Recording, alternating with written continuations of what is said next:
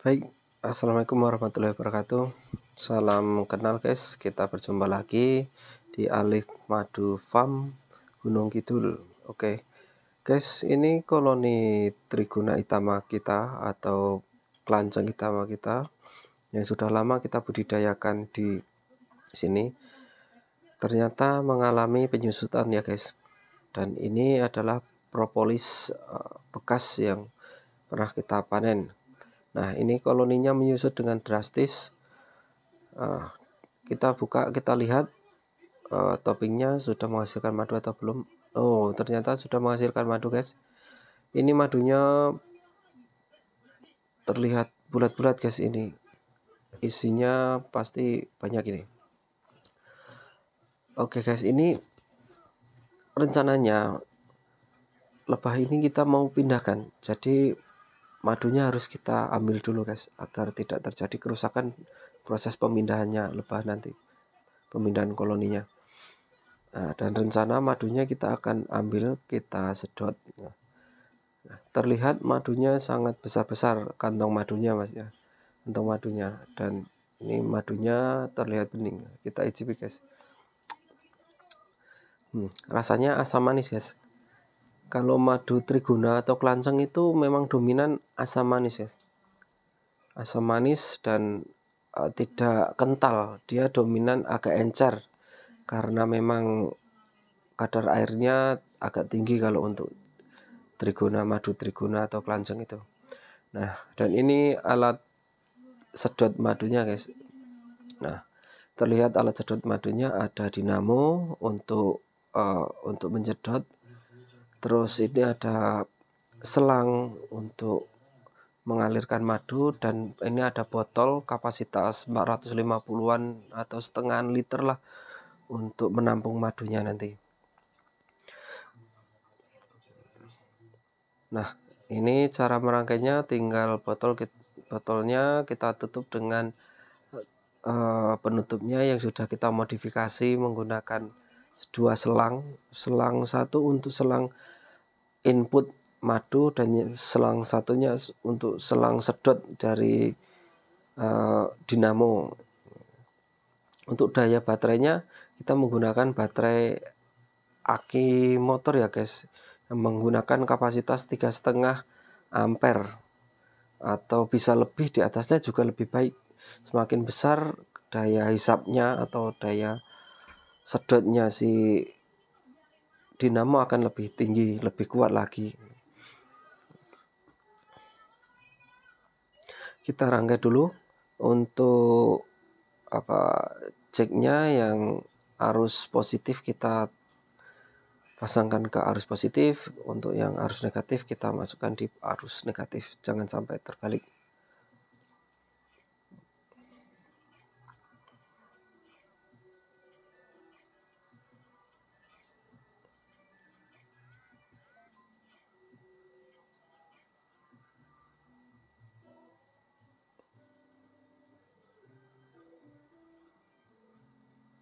Nah, kurang lebih seperti ini guys prosesnya atau rangkaiannya. Setelah itu kita tinggal kita tinggal hidupkan dan kita sedot. Nah, caranya seperti ini. Sebelumnya harusnya ini kantong-kantong madunya kita lubangin menggunakan alat seperti pisau, bisa menggunakan lidi atau tusuk sate itu juga bisa. Ini karena madunya itu sebagian sudah ada yang tua, jadi agak kental, itu jadi agak berat untuk di vakum. Harus kita pindahkan untuk alatnya di bawahnya biar aliran sedotannya itu lebih cepat atau lebih kuat.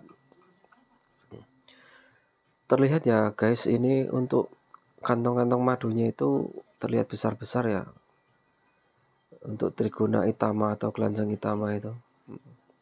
Nah, itu terlihat madunya udah mulai mengalir masuk.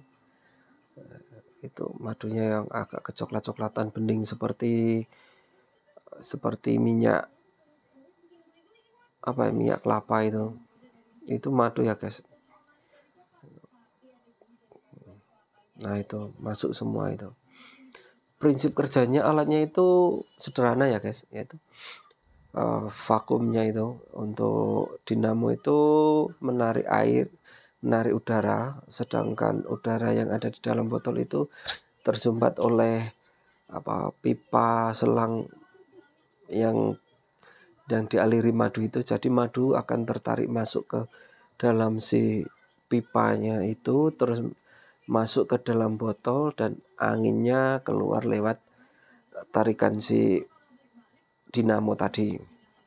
Ya, prinsipnya seperti itu. Nah, kita lanjutkan untuk proses pemanenannya. Nah, jangan sampai tertinggal yang tumpah itu, meskipun hanya setetes, itu hasil kerja keras lebah kita harus menghargai.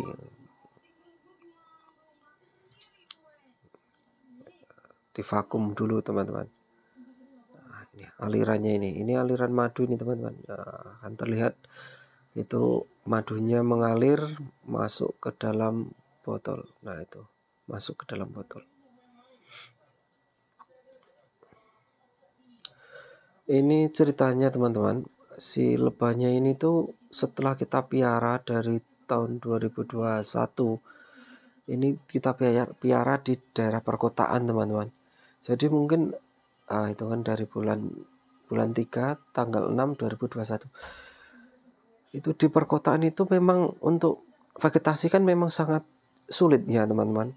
Jadi si lebahnya itu tidak mampu survive karena kekurangan pakan, kekurangan pangan, kekurangan bahan pangan, bahan untuk membuat madu itu mereka sangat kekurangan. Jadi si lebah itu secara otomatis, secara alamiah itu akan mengurangi koloninya teman-teman. Itu untuk menghindari berkurangnya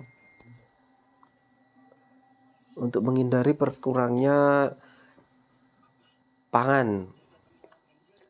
Tapi ketika si lebah ini nanti dipindahkan di tempat yang budidayanya itu yang banyak pakan atau vegetasinya itu mumpuni, penuh dengan bunga, penuh dengan nektar, penuh dengan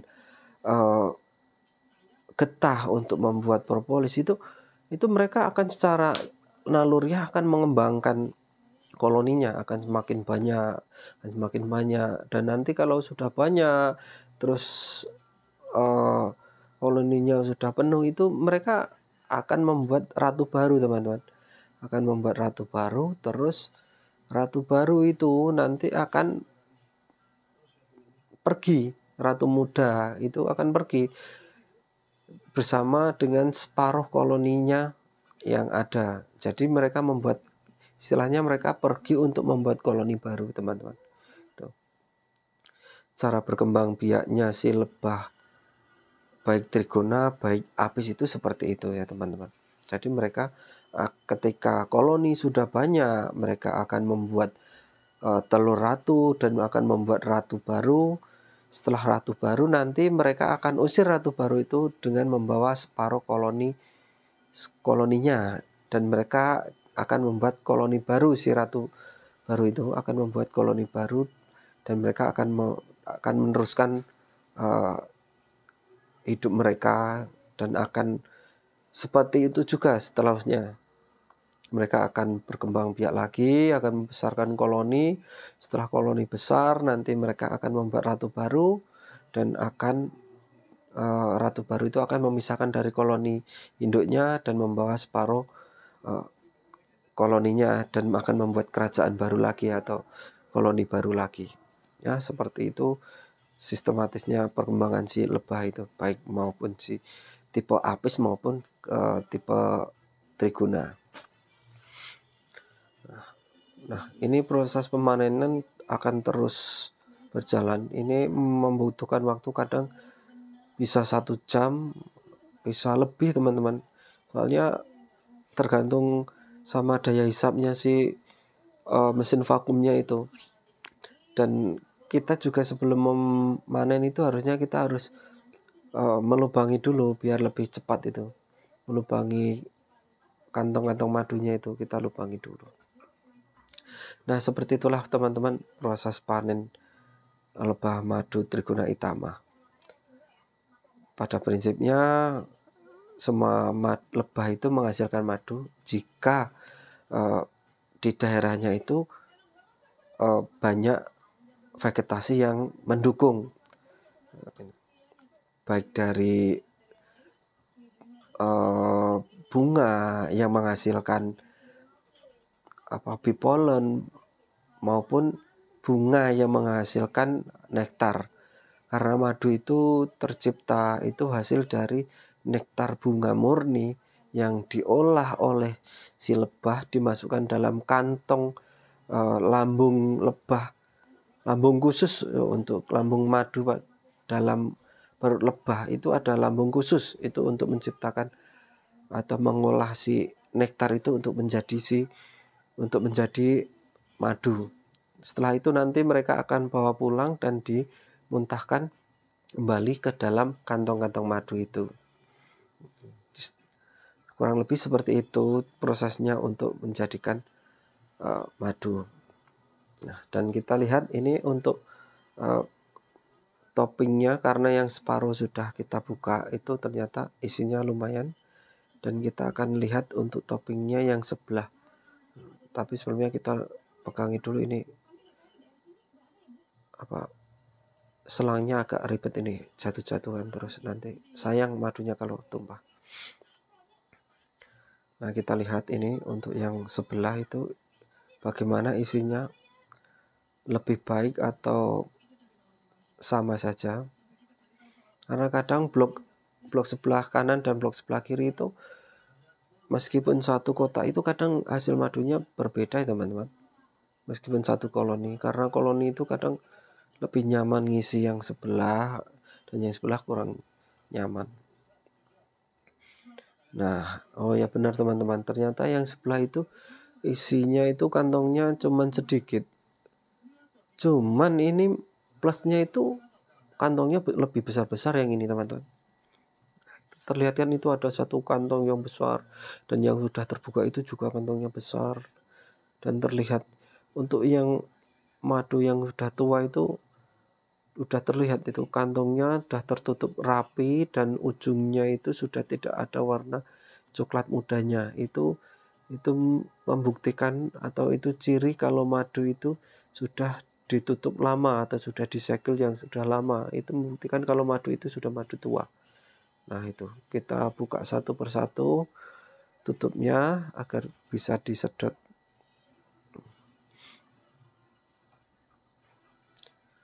Nah, kita icipin dulu untuk yang sebelah sini rasanya gimana. Nah, ini contoh madunya seperti itu. Ya, rasanya sama, asam manis juga. Ya, mungkin karena vegetasinya sebelah sini atau daerah sini juga sama dari bunga dan dari nektar yang sama, jadi rasanya mungkin juga sama.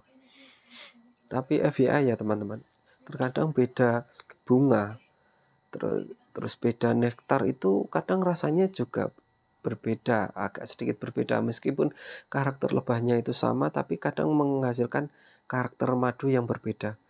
Contohnya dari rasa, yang pertama, rasa kadang berbeda, ada asam manis, ada sepet, ada yang asam manis terus ada pahitnya, ada asam manis sepet pahit, ada yang asam dominan asam saja, ada yang manis sama pahit. Itu karakter madu itu berbeda-beda sesuai dengan karakter nektar bunga yang mereka sedot atau yang mereka ambil. Nah, kita lanjutkan untuk proses memvakumnya. Kita vakum, kita sedot. Nah, ini aliran madunya ya teman-teman.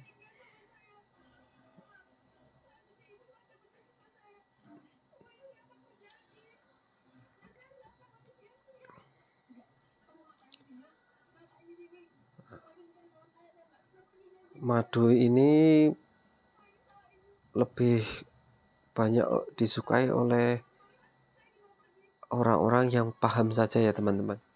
karena madu ini dominan asam, jadi untuk penggiat atau penghobi madu yang masih awam itu kadang mereka belum paham manfaat madu trigona. Sedangkan kalau yang dari peneliti itu sudah meneliti, ternyata madu ini tuh lebih baik 4 kali lipat dibanding madu budidaya, teman-teman. Dan saya sudah membuktikan waktu itu sekitar tahun 2020-an itu, pas waktu corona lagi ramai-ramainya itu, teman-teman. Itu kan mungkin saya nggak tahu ya kena virus COVID atau cuman karena flu pilek berat aja, tapi badan saya merasakan nggak enak, mau ngapa-ngapain nggak enak, terus mau makan rasanya pahit, hilang indera penciuman seperti itu. Tapi setelah saya mengkonsumsi madu kelanceng ini, terus badan saya itu belum sampai seminggu itu sudah pulih, teman-teman. Berbeda dengan menggunakan madu jenis yang lain itu, saya rasakan itu agak lama. Tapi kalau setelah menggunakan madu kelanceng ini, belum sampai seminggu sudah pulih. Dan ketika saya hanya batuk pilek biasa itu mengkonsumsi madu seperti itu, rasanya cepet banget recovery tubuhnya itu. Apalagi kalau cuman badan capek atau kurang fresh, itu konsumsi madu ini cepat recovery badannya itu. Madu kelanceng itu memang saya akui paling bagus untuk booster imun tubuh kalau menurutku, karena saya membuktikan dengan mengkonsumsi sendiri. Terima kasih teman-teman atas perhatiannya. Semoga kita bertemu lagi di video yang selanjutnya. Terima kasih.